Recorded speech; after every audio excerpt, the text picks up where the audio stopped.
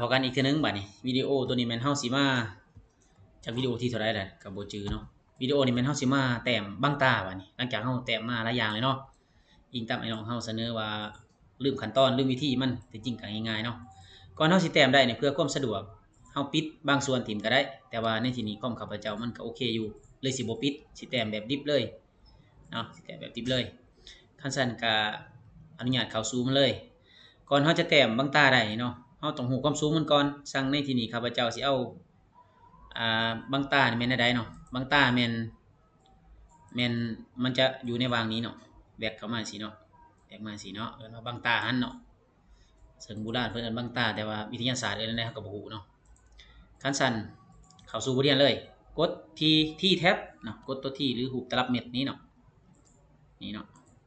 จากนั้นแทรกเข้าไปในนี้เฮาสิเอาเหลี่ยมนอกเนาะแทรกเข้าไป10เซน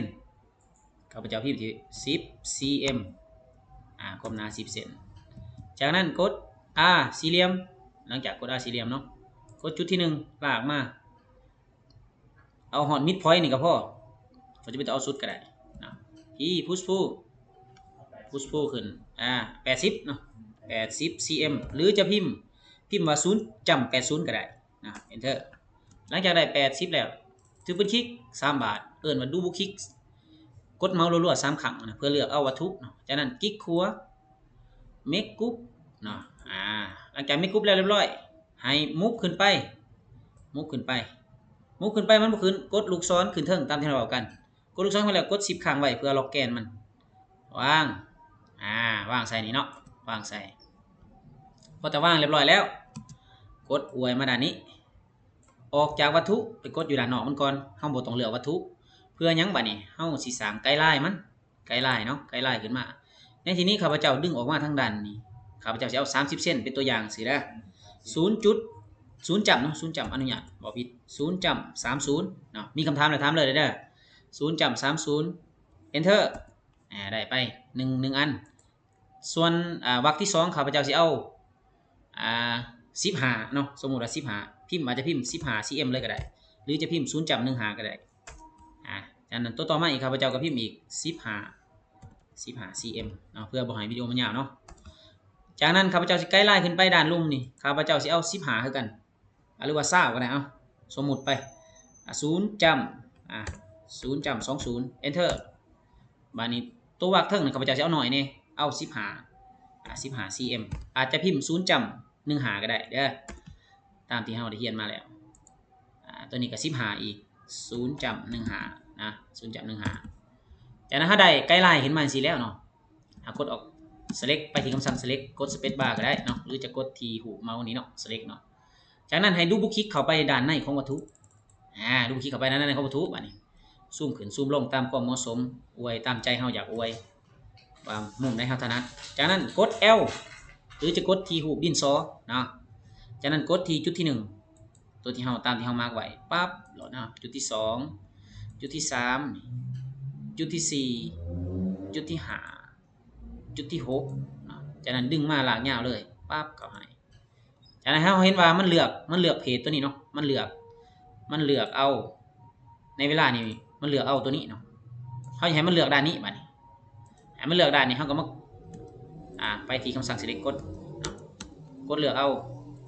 ตัวนี้เนาะยกเลิกคำสั่งก่อนเนาะไปที่ select นี้จากนั้นกด P push pull ดึงออกมานอกกันก็ได้ดึงเข้าไปในนี่เด้มันจะเขียนว่า offset limit เห็นป่ะ offset limit to 10 เซนนี่เนาะเขาอาจจะอ้างอิงก็ได้แต่ว่าเขาคำว่าใดสิเขาวางเลยถึงตัดเรียบร้อยฉะนั้นกด space bar ยกเลิกออกมาคำสั่ง select แล้วเลือกไปนี่เนาะลืมทิมตัวไกด์ไลน์เนาะสำเร็จแล้วบางตาบานนี้เฮาอยากได้คางนี้เนาะแต่ว่าก่อนเฮาสิเอาคางที่2นี่ข้าพเจ้าสิแต้มสมมุติว่ามันอยากให้มันเจอเส้นได้ดูคลิกเข้าไปด้านในอีกบานนึงให้เฮาอยากให้โค้งอยากให้ยังนะนี่เลือกใส่เลยตามหมักเนาะในที่นี้ข้าพเจ้าสิ two point arc เลือก2จุดเลือก mid point หรือจะเอาแจ้ก็ได้แต่ในที่นี้ข้าพเจ้าจะเอา mid point มันดึงมาจุดที่1มันมีเส้นสีชมพูขึ้นแสดงว่าได้เนาะดูคลิกเรียบร้อยไปตัวนี้อีกดูคลิกเรียบร้อยแต่ว่าส่วนแนวใดมันสิจบสิงานพวกท่านเฮ็ดเอาเองตัวนั้นเนาะแต่ว่าอันนี้เฮาเฮ็ดเป็นแนวทางซื่อเนาะจากนั้นตัวนี้คือกันเนาะ แนมหาจุดที่มันแมทกันแล้วก็ดับเบิลคลิกแล้วก็พี่พุชผู้ดึงไปนี่อ้างอิงตามเหลี่ยมนี่ offset หรือว่า end point ปั๊บนี่ตัดไปนี่ตัดไปสำเร็จได้สำนี่นะแต่ว่าสำเร็จออกไปคำสั่งด้านนอกเนาะกด select จากนั้นเฮาสิโรเทตมาข้างนี้บัดนี้เอาปิดคาน B2 ให้ทีมก่อนก็ได้ปิด B2 คานพายังต่างปิดทีมเพื่อความสะดวกกด Q rotate นี่เนาะแล้วก็กดลูกศรขึ้นเทิงเพื่อเลือกแกนสีฟ้ากดอวย1ครั้งในที่นี้ลูกศรมาเนี่ยเฮาอยากให้มันเป๊ะเฮาสิได้เฮาก็อวยไปด้านในอวยไปด้านพอมันสิถือปรับโลดเด้เขาจะกดคอนโทรลบัดนึงเห็นบ่มันยังบ่ซื้อกันอยู่เห็นบ่มันยังบ่ซื้อเฮาก็กด move เข้าไปนี่เนาะเห็นบ่มันก็ผู้ดีงามเลยเห็นบ่ถือว่าได้อะไรได้นี่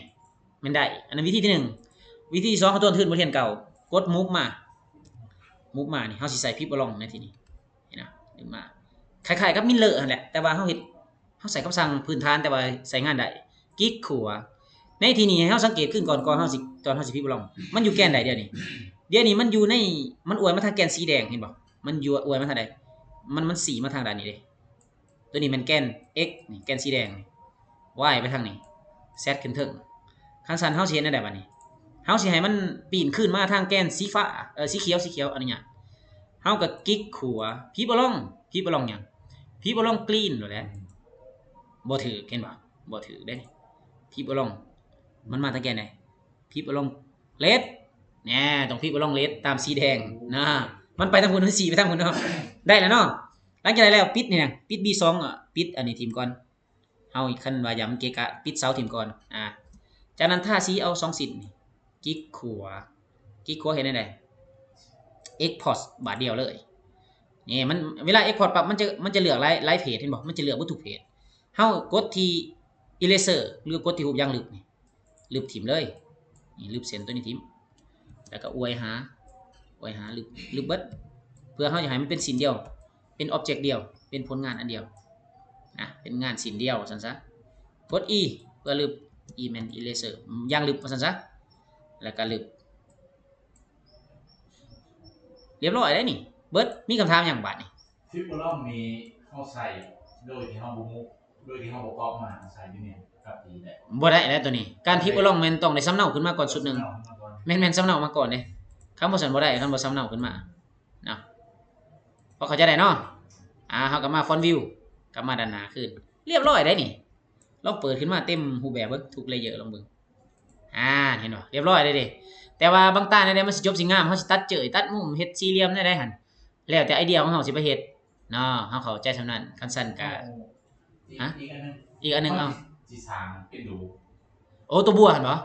ตัวบัวน้ำหลังตัวนั้นน้ำหลังตัวนั้นเป็นคำสั่งนึงอีกตัวนั้นเฮาต้องเฮ็ดแบบนึงอีกตัวนั้นคันสั่นสิขอจบได้วิดีโอนี่ขอจบเนาะเขาถือว่าบ่มีคำถามแล้วเนาะตัวนั้นเนาะตัวเฮ็ดบัวเฮาเอาน้ำหลังสิสิ้นสุดซำนี้ได้วิดีโอเด้อคือสิเป็นประโยชน์บ่หลายก็น้อยซั่น